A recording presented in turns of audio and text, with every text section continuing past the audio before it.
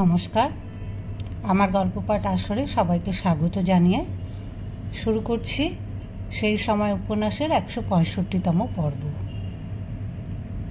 পরিদর্শকের কার্যালয়ের জন্য চিতপুরে একটি বাড়ি ক্রয় করেছে নবীন কুমার। নতুনভাবে সব কিছু সজ্জিত করা হচ্ছে। সম্পাদকের কক্ষটি দ্বিতলে। অগ্রহায়ণ মাসের এক দ্বিপ্রহরে নবীন কুমারের জুড়ি গাড়ি সেই গৃহের সামনে থামল। আজ থেকে সে এই দৈনিক পত্রিকাটির পরিচালনা ও সম্পাদনার ভার গ্রহণ করবে।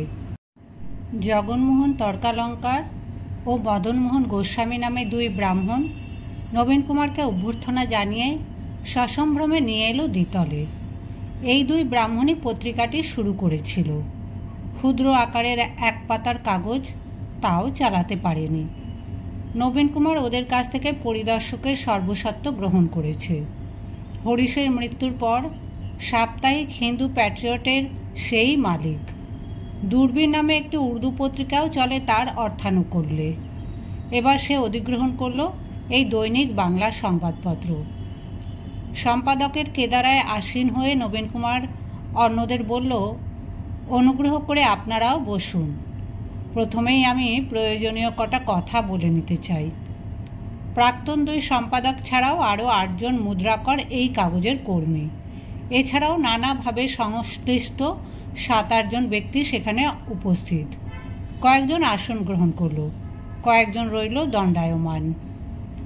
২২ বছর বয়স্ক সম্পাদক গম্ভীর কণ্ঠে বলল, প্রথমেই জানাই, তর্কালঙ্কার মশাই ও গোস্বামী মশাই সমেত এই পত্রিকার যারা যারা কর্মী ছিলেন সকলেই ভবিষ্যতে এ কাগজে বহাল থাকবেন। সকলে একসঙ্গে সাধু সাধু বলে উঠল। ছলছল করে উঠল তর্কালঙ্কার ও গোস্বামীর চক্ষু। তারা এতটা আশাই করেনি। নবীন কুমার বলল, আপনারা আরও যোগ্য লোক খুঁজুন, আমার আরও কর্মী লাগবে। এক পাতা নয়, এই পত্রিকা হবে ৪ পৃষ্ঠা। এবার সকলে আরও বিস্মিত। ৪ পৃষ্ঠার বাংলা কাগজ প্রতিদিন? এমন কথা কেউ কখনো শুনেছে? অন্যদের মুখে বিস্ময় লেখা পাঠ করেই নবীন কুমার আবার বলল, হ্যাঁ, প্রতিদিন ৪ পৃষ্ঠা। এ কাগজ হবে ইংরেজি পত্রিকাগুলির সমতুল্য। আপনারা সকলেই জানেন, এতকাল যেসব বাংলা সংবাদপত্র বেরিয়েছে তা ইংরেজি কাগজগুলির উচ্ছিষ্ট ছাড়া আর কিছুই নয়। ইংরেজি কাগজের বস্তা পচা পুরনো খবর বাংলা কাগজে বেরোয়। আমি নাম করতে চাই না, এমন বাংলা কাগজ আছে যার সংবাদ অংশ ইংরেজি কাগজের ৪র্থ অনুবাদ। কি তাই না? অন্যরা আর কি বলবে, এ তো জানা কথাই। বাংলা কাগজে নিজস্ব সংবাদ সংগ্রহের সুযোগ কোথায়? আমরা পরিদর্শকের জন্য নিজস্ব রিপোর্টার নিয়োগ করব। তারা হাইকোর্টে যাবে, মফস্বলে যাবে, হাটে বাজারে ঘুরবে, গভর্নমেন্টের হাই হাই ব্যক্তিদের সঙ্গে কথা বলবে, তারপর নিরপেক্ষ সংবাদ দেবে। দেখুন, অনেক সংবাদ আছে যা সাহেবদের কাজে লাগে, কিন্তু আমাদের কোনো প্রয়োজন নেই। তবু বাংলা কাগজে ইংরেজির অনুকরণ করে সেগুলি ছাপে। যেমন ধরুন, অমুক জাহাজ অমুক স্থল থেকে এসেছে, অমুক জাহাজ অমুক দিনেতে কলকাতা ছেড়ে ইংল্যান্ডে যাবে। এই সংবাদ পাঠে বাঙালির কি উপকার? আমাদের আচার ব্যবহার সমুদয়ই ইংরেজ জাতি হতে ভিন্ন। সুতরাং বাংলা কাগজে বাংলার নিজস্ব খবর, যাতে দেশের কল্যাণ হয়, মানুষের চেতনা জাগ্রত হয়, এমন বিষয় পরিবেশন করতে হবে। তাছাড়া আপনাদের সকলকে এক শপথ নিতে হবে। আপনারা রাজি? সকলের মুখপাত্র হয়ে মদনমোহন গোস্বামী বললেন, সিংহমশাই, আপনার বাক্যগুলি শুনে আমাদের মনে এক নতুন ভাবের উদ্রেক হতেছে। এসব যে বড়ই সত্য কথা, তত্রাচ তাহা আমরা এতদিন উপলব্ধি করি নাই। নবীন কুমার বলল, মেডিকেল কলেজ থেকে ছাত্ররা পাশ করে যখন ডাক্তার হয় তখন মানব সেবার জন্য তাদের শপথ নিতে হয়। সংবাদপত্রেও মানুষের মনের চিকিৎসা হওয়া কর্তব্য। সে কারণে আসুন আমরা শপথ গ্রহণ করি। জ্ঞানপূর্বক সত্য পথ থেকে বিচলিত হব না। যাতে কোনো বিষয়ের অতিবর্ণন না হয় সে বিষয়ে সবিশেষ যত্নবান হব। আর পৃথিবীর কোনো মানুষই পক্ষপাতের হাত এড়াতে পারেন না যদিও, তবু আমরা অঙ্গীকার করছি যে জ্ঞানত কোনো পক্ষপাত দোষে লিপ্ত হব না। কেমন, এ শপথ ঠিক? অবশ্যই অবশ্যই। আপনারা জানেন আমি মহাভারত অনুবাদ কার্যে ব্যস্ত আছি, অর্ধেকের বেশি হয়ে গেছে। এ সময় সে কাজে ঢিল দেওয়া চলে না, সেজন্য এখানে আমি খুব বেশি সময় দিতে পারবো না। দায়িত্ব নিতে হবে আপনাদেরই। আমি সকাল 8 ঘটিকা থেকে দুপুর 2 ঘটিকা পর্যন্ত মহাভারত কার্যালয়ে থাকব। সেখান থেকে আসতে আমার 1 ঘন্টা লাগবে, অর্থাৎ 3 ঘটিকা থেকে রাত্রি 8-9 ঘটিকা পর্যন্ত আমি আপনাদের সঙ্গে এখানে কাজ করব। সে কি মহাশয়, আপনি আহার বিশ্রামেরও সময় রাখবেন না? আমার এ শরীরে পক্ষে খুব বেশি আহার্যের প্রয়োজন হয় না, আর বিশ্রামের জন্য আমার শয্যার প্রয়োজন হয় না। সেজন্য আপনাদের চিন্তা করবার দরকার নেই। বাংলার ঘরে ঘরে এই কাগজ পৌঁছে দেওয়া চাই, যাতে লোকে ইংরেজি দৈনিক ফেলে সাগ্রহে এই কাগজ পড়ে। আর একটা কথা, গোস্বামী মশাই, এই কাগজে লিখবার সময় আপনাদের ভট্টাচার্যের বাংলা ছাড়তে হবে। সংস্কৃত আর নস্যির গন্ধওয়ালা বাংলা আমরা চাই না। সাধারণের বোধগম্য সহজ সরল ভাষাতেই সংবাদপত্র প্রচারিত হওয়া উচিত। তাতে ব্যাকরণ একটু ক্ষুণ্ণ হলে কিংবা দেব রাগ করলেন কিনা তা নিয়ে মাথা ঘামালে চলে না। শুরু হয়ে গেল দৈনিক পরিদর্শক, 4 পৃষ্ঠার কাগজ, দাম 4 পয়সা। সম্পূর্ণ নতুনভাবে সংবাদ পরিবেশন, ঝকঝকে ছাপা, সবই অভিনব। লোকে প্রাতরাশ গ্রহণ করবার আগেই যাতে এই কাগজ পেয়ে যায় তেমন ব্যবস্থা করা হলো। শিক্ষিত ব্যক্তিরা সকলেই স্বীকার করলেন বাংলায় এমনটি আর কেউ দেখেনি। বিদ্যাসাগর প্রথম দিন পরিদর্শক পেয়ে বিস্মিত হলেন। নবীন কুমার কী কাণ্ড শুরু করেছে! দৈনিক সংবাদপত্র বার করা কি সোজা কথা? ওদিকে মহাভারত অনুবাদের মতন অত বড় কাজ হাতে রয়েছে।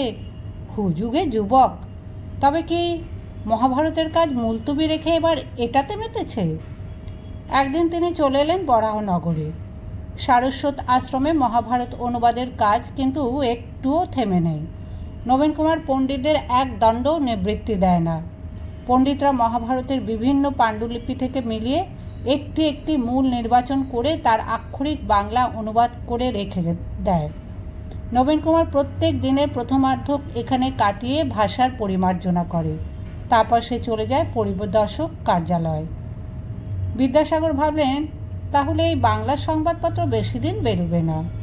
অথচ দিনের পর দিন ঠিক সময় পরিদর্শক প্রকাশিত হতে লাগলো।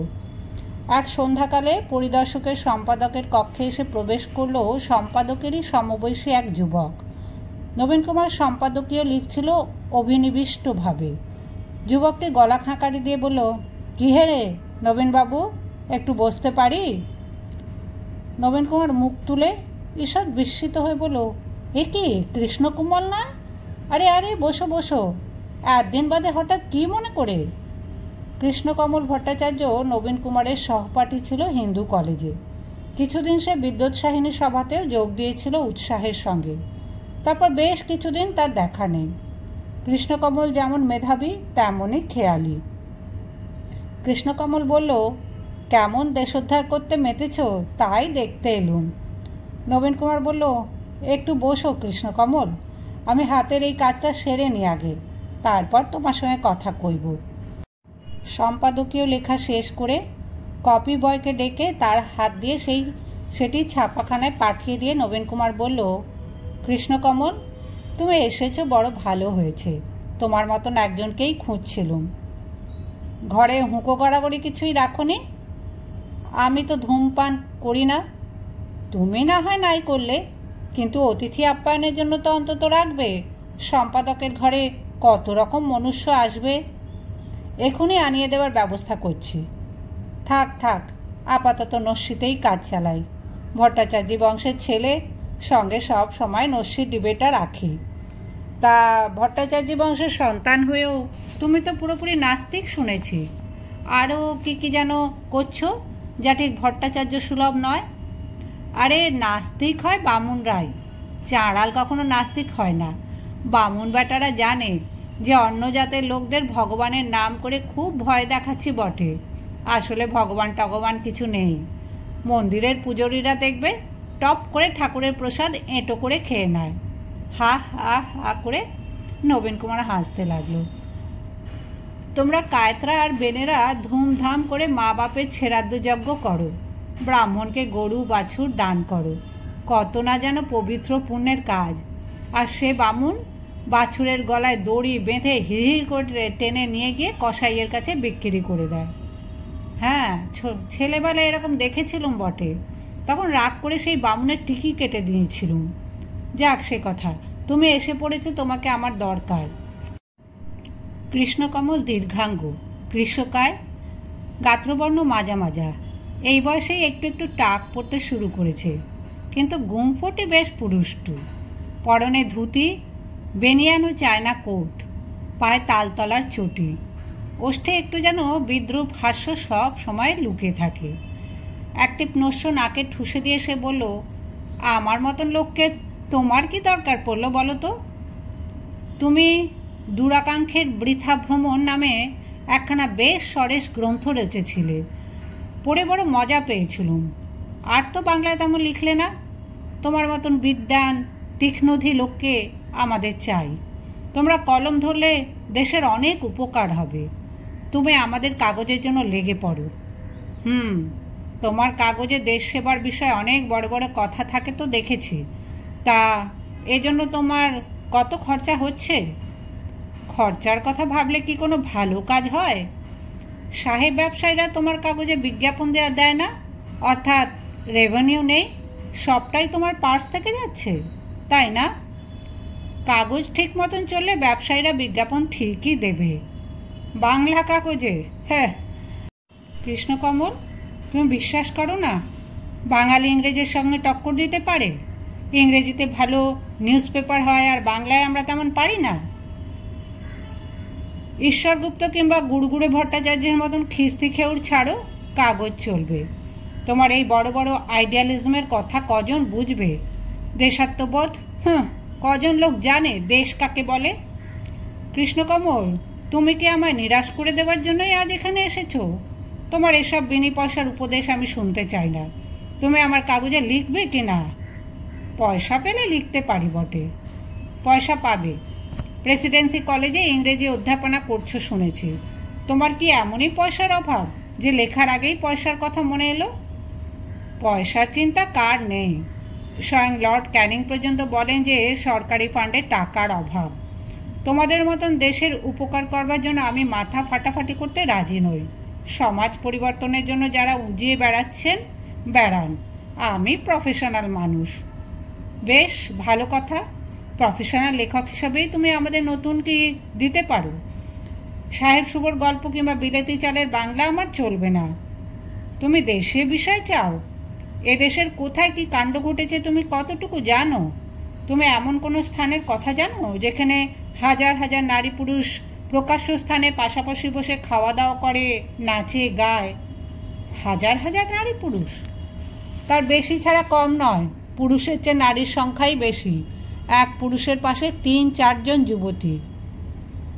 এসব কি গাঁজাখুরি চালাচ্ছ কৃষ্ণকমল? নারী পুরুষ প্রকাশ্য স্থানে বসে আহারাদি করবে? এ কি তোমার সাধের ইংল্যান্ড না সুদূর আমেরিকা? হিন্দুস্তানে এমন সম্ভব নয়।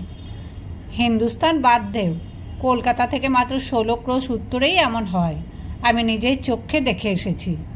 রেলযোগে কাঁচরাপাড়া চলে যাও, তার কাছেই ঘোষপাড়া গ্রাম। সেখানে প্রতি দোল পূর্ণিমায় আউলে সম্প্রদায়ের মেলা বসে। আউলে সম্প্রদায়ের নাম শুনেছ? শোনোনি? অথচ দেশের অবস্থা বদলাতে চাও। সেই জন্যই বলছিলুম, কজন জানে দেশ মানে কি? বাংলায় হিন্দুদের কত সম্প্রদায় আছে, তার মধ্যে সবকটি সম্প্রদায়ের পরিচয় না জানলেই দেশকে জানা হলো না। নবীন, তোমায় একটু খ্যাপাচ্ছিলুম। আমি নিজেই কি ছাই জানতুম? নেহাত গতবারে গিয়ে পড়েছিলুম।